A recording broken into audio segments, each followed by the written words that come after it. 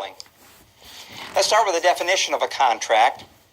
If you notice here, a contract is a legally enforceable agreement between parties to do, we call that performance, or not to do, forbearance, a particular act for which the breach thereof the law provides a remedy. In other words, if the parties don't perform under this particular contract, the law will provide a remedy to that, some kind of resolution of the non-performance of that contract. A valid contract has all the basic elements required by law. We're going to look at all those elements in here in just a moment. But first, let's look at the classifications of contracts. And we're going to start with an express contract.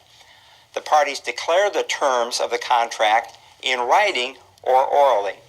Now, most of the time, you and I are going to be working with written contracts because that's what the statute of frauds provides for. We'll talk about the statute of frauds here in a moment. But sometimes you will see people doing real estate with oral contracts. I think the best example of that is going to be a month-to-month oral lease. And in many states, that oral lease is enforceable. It depends on the state statutes. But those are express contracts. We can also talk about an implied contract. The agreement between the parties is shown by the act and conduct rather than their words. Good example of an implied contract is when you go into a restaurant. You sit down, you order your food. Now, the waiter assumes that you're going to pay, and you assume that he's going to bring some food. Now, that doesn't happen all the time, but most of the time it does. If you got up and tried to leave and not pay, you would be arrested. But when your waiter came up, did you make a comment to him and say, well, Mr. Waiter, now, we've got a contract here. If you bring me food, I'm going to pay. No, we don't talk about that. We just go through the process. That's an implied contract. We don't use those in real estate, although we will talk about implied agreements when we get to the agency portion of this review. Unilateral contracts, one party promises to perform before the other party is obligated to perform. When you talk about a unilateral contract, you're talking about a contract with one promise in it. I always say that the promise runs one way in a unilateral contract. A good example of a unilateral contract would be a listing agreement. Who promises to perform in a listing agreement? The agent? No, it's the seller. The seller promises to pay a commission if you sell his property. There's just one promise there. How about a buyer's representation agreement? Again, one promise. Is it the promise of the agent to find a house for the buyer? No, that promise is not made in those agreements. It's the promise of the buyer to pay a commission in the event that he purchases a home that the agent finds. Those are examples of unilateral contracts. An option contract would be another example of a unilateral contract. The seller promises to sell, but the buyer doesn't necessarily promise to buy. Those are unilateral contracts. Now let's talk about bilateral contracts. Each person promises to perform an act in exchange for another person's promise to perform. Of course, the typical bilateral contract we're going to work with is an earnest money contract or a residential sales contract. There we have promises running in both directions. The seller promises to sell the house, and the buyer promises to bring money to buy that house. We put those two promises together, and we have a bilateral contract. We can also talk about executory contracts. Something remains to be performed by one or more of the parties. And here a good example of that is going to be your residential sales contract or your earnest money contract. You have a contract, but it's not completely performed yet until it closes. So in that time period, whenever all the paperwork's being done and put together, you have an executory contract. When that contract finally closes, you have an executed contract. All parties have performed completely, and the contract comes to a close. We can talk about the legal effects of a contract.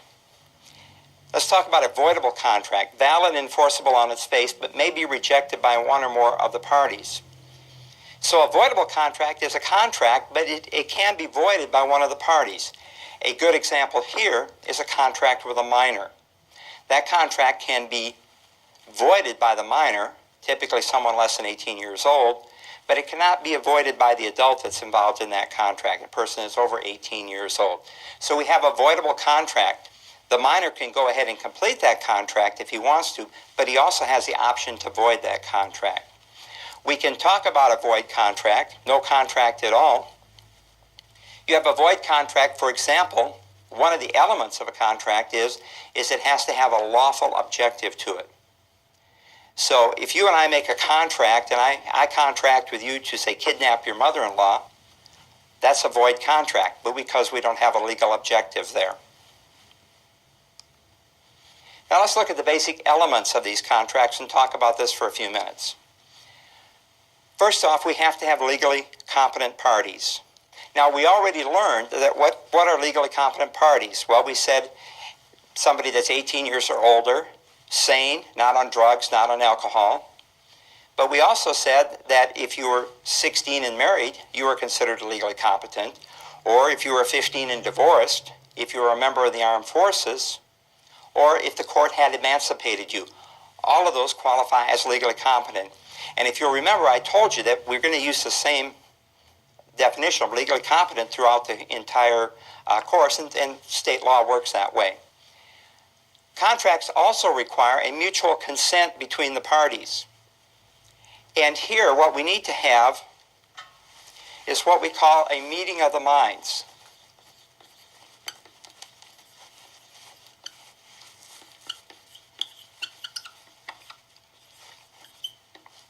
And in order to arrive at a meeting of the minds, we have to go through a process.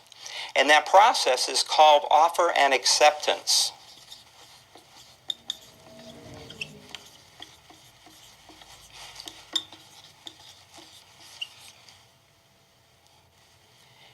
And if we don't go through that offer and acceptance, we're not going to arrive, according to the law, at a meeting of minds, at a meeting of the minds.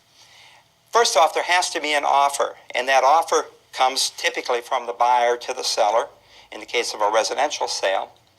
And the seller will look at that offer, and when he looks at that offer, he's got three options that he can do with that particular offer. The first thing he can do with it is he can reject it entirely. He can just say, I don't like this offer at all. Okay? The second thing he can do, of course, is the one that the buyer's agents hope for, is he will accept that offer. And if the seller accepts that offer, he has to accept it 100%, unconditional, with no changes. If there's another change, if there's a change in that offer, then we go to our third option, which is a counter offer. But this is the process that we have to go through to reach that meeting of the minds. In addition, the law requires that there's some other conditions that also have to be met there. There has to be an absence of fraud.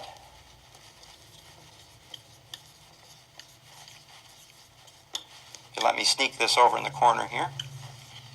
In other words, there can't be anybody lying in this particular contract. Everybody has to be selling the truth. Things have to be the way that the contract says they are. There has to be an absence of fraud. In addition, there cannot be, stick it over here, any menace or duress. Years ago, I was selling a property, and I listed a property for an elderly woman at the request of her children. Her daughter had said that, I really want to get Mom moved closer to home. Mom was living by herself. I remember she was about 79, 80 years old. And she lived about 25 miles from her daughter. And so the daughter had contacted me, and I went in and talked to the mother, and we listed the property, and we put it up for sale. Well, we had a good offer on the property, and I brought the offer to the older lady, and her mother, her daughter, came along with her husband and her attorney. And the daughter was worried that the other children were going to object to Mom moving. And there was conflict in the family there. The other children thought that Mom could just keep living by herself, but in the reality of it was that she really needed to move closer to the daughter that was going to take care of her. And the daughter was going to let her live by herself, but just have her in a house that was about 3 blocks away rather than 25 miles. And so we sat down to have the lady sign this offer. And it was a good offer, and there was not going to be any changes on it. And I remember we sat around the kitchen table. It was the wintertime, and it was, the lady had the furnace on, and the house was about 80 degrees. It was hot in that house. And we sat down, and I presented the offer to the older lady, and she looked at it and thought about it, didn't say very much, picked up her pen to sign it, and then got thinking about it a little bit. You could just kind of see her mind working. And then she got up from the table. And when she got up from the table, she went into the living room, and she walked around in a circle in the living room. And she did that 2 or 3 times. And her daughters say, well, settle down, Mom, come on back, and sit back down again. And Mom sat back down again and picked up the pen again. Go ahead and sign the offer. And then she got up again, went back to the living room, and turned around and walked around the circles in the living room again. About the 3rd time, she came back and she finally signed the offer. And so we had put quite a bit of pressure on her. And as we were leaving, I asked the attorney, I said, was there menace or duress involved there?